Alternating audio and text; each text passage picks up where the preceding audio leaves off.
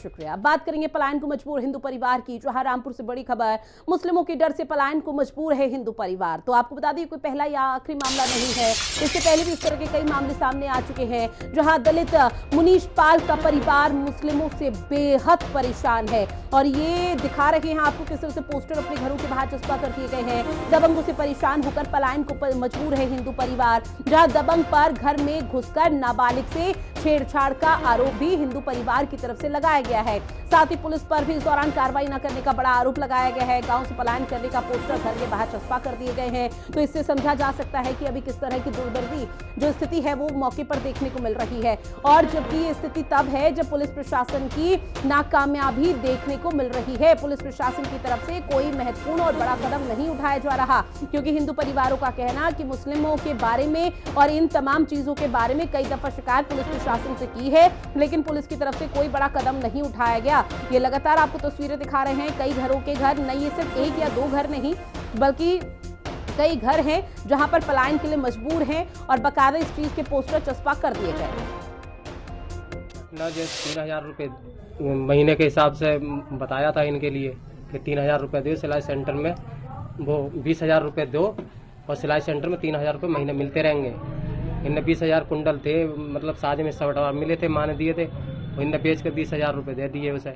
जो मांगने गए थे, मांगने गए कि भाई 20,000 रुपये दो या सेंटर में लगवाओ, तो बोला कि वो हाँ मैं दे दूंगा। और उसके बाद में जब मांगे तो घर में घुस गया और इनके बच्चों के कपड़े उपड़े फाड़ दिए। बोले अगर तुमने इतला कर दी कहीं तो फिर बुरा इल्जाम बैठेगा। और इनकी ठुकाई करी अच्छी तरीक़ा से, और उसी दिन से लड़की ठीक नहीं है। अगर जो मर गई तो जिम्मेदार नदीम बनेगा। सुरेश मेरे सहयोगी हमारे साथ लाइव बने हुए हैं। सुरेश देखिए, एक बार फिर से वही तस्वीरें सामने आई जिसको लेकर अमूमन तौर पर कहा जाता है कि अब यहां पर हिंदू परिवार सुरक्षित रहेगा, लेकिन सुरक्षित नहीं है, क्योंकि हिंदू परिवार एक बार फिर से पलायन को मजबूर है। और वजह ये रही कि मुस्लिमों का जो खौफ है, जो डर है, वो किस तरह से बढ़ चुका है, वो इन तस्वीरों के माध्यम से समझा जा सकता है। थाना सिद्धार्थनगर क्षेत्र के कमोरा गांव है, वहां का मामला है। दरअसल ये जो मुनीश पाल का परिवार है वो कमोरा गांव में रहता है।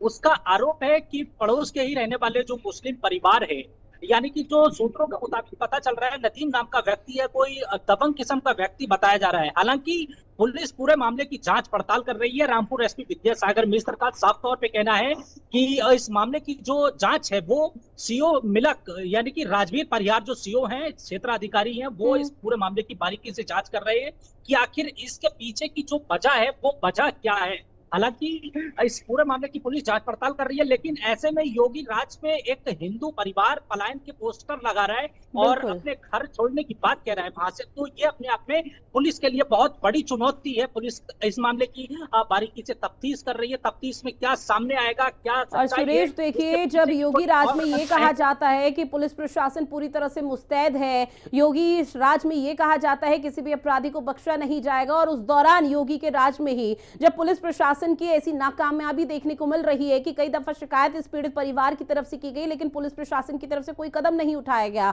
तो अब ऐसे में क्या बड़ा एक्शन जो आला नेता या सरकार के तमाम मंत्री हैं वो लेते हुए नजर आएंगे इस पूरे मामले पर?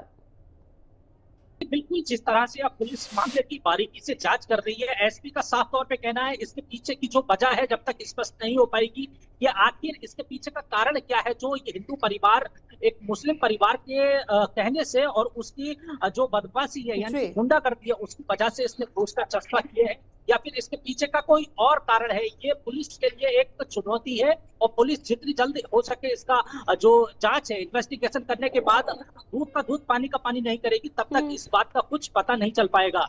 आखिर इस परिवार ने, जो पुलिस का परिवार है, पिछले कई वर्षों से कमोरा गांव में रहता है, ऐसे में अब क्या कारण रहा, उसके पीछे का क्या कारण नहीं रहा, जो उसने बिल्कुल अब जो भी स्पष्ट होगा वो पुलिस इन्वेस्टिगेशन में